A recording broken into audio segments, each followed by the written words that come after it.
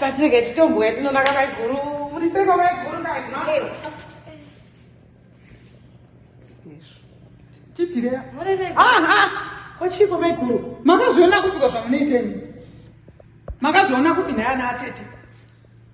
Zvikuti kunai murume. Aiwa nditaurira ana atete kuti muri kuita muedza wakadini. Tatamira pabus stop satangona time yaenda because mukomangu ati tiuye munotigarira saka tangote katete. Ndichikugarira nango ndifanira kuti muchauya. Aiwa Mukoma zibhegi mugaini. mukoma wachitoziva kuti kuuya. Makuita maappointments nehanzvadzi yenyu. Mukoma ngachitoziva kuti kuuya. Makuita ndoda kuratidzai kuti ndine simba. Mazvinzwa. Pane chakaibheri nengurume.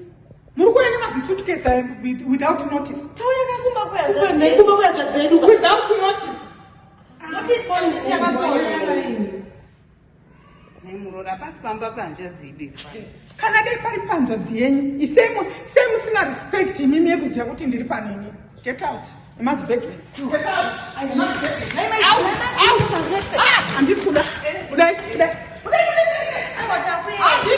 Anditi. Takuedza chiseti bude. Get out. Out. Ndakuonesa inenda. Ndakuonesa inenda. Anditi zvadai zvasina notice. Without notice you cannot come. Makwashikwa munhu asina notice pana. No. Get away. I can't maintain this. I can't maintain this on this beautiful home. No, Tine dzimba isi. Vana mai vangu vari kudzinganisira. ngouya ngenyoka. Nditi vanhu vanoita senyoka.